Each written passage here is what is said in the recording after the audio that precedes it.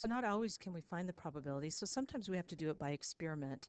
So for example, maybe I'm looking at how many times a chocolate kiss will land on its base.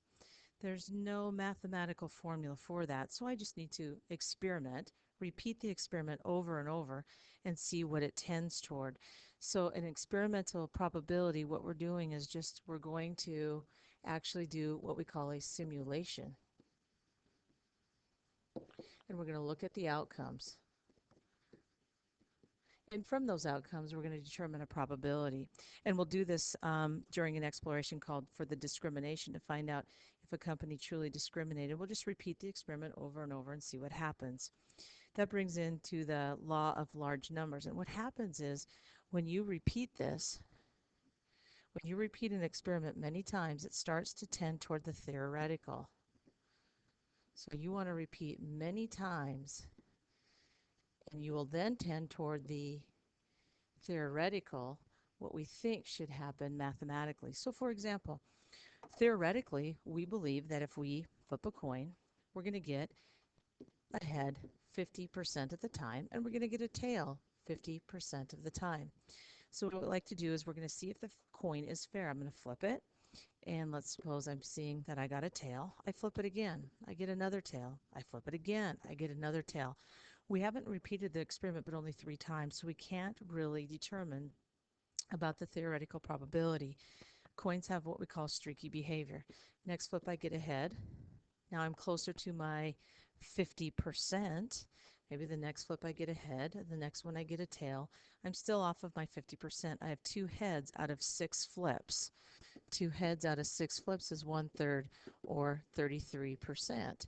So what we do is we keep flipping, and eventually we'll end up with something that's close to 50%. So that's what happens with the law of large numbers. If we have a large enough sample space, it will tend toward the theoretical.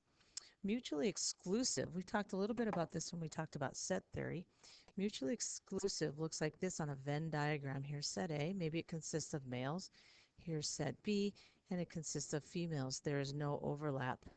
In other words, there's no intersection of these two sets. So we call them disjoint. Okay, again, there's no overlap, so we'll be worried about that. Complementary events are kind of the complement's kind of the opposite. So, for example, if I'm going to win 30%, what happens the other time? Well, opposite of winning is 70% of the time I'm going to lose. Notice the complements add to 100%. I'm either going to win or I'm going to lose. So we know that the complements will add to 100.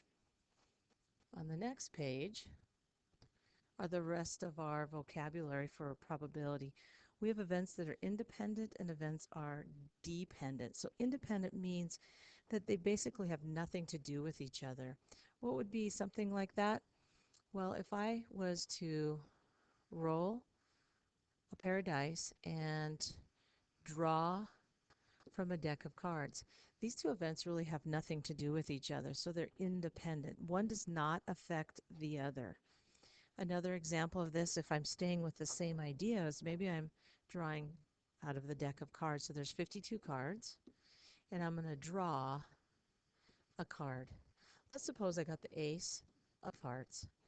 So if I kept that card in my hand, you would not be able to draw the ace of hearts because it's not in the deck.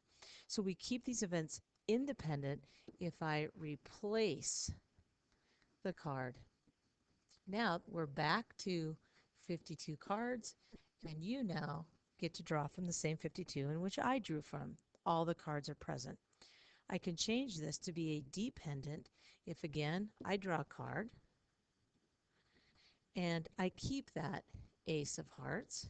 And so you know, therefore, you will never get the ace of hearts. We call that dependent. What happens is what I did affected what your outcome. You would never draw that card.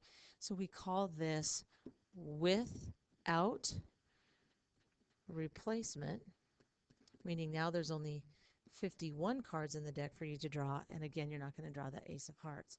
In an independent, we have replacement. There's the same amount that you draw from that I can. So we call those two events. Are very important to distinguish the difference, independent and dependent.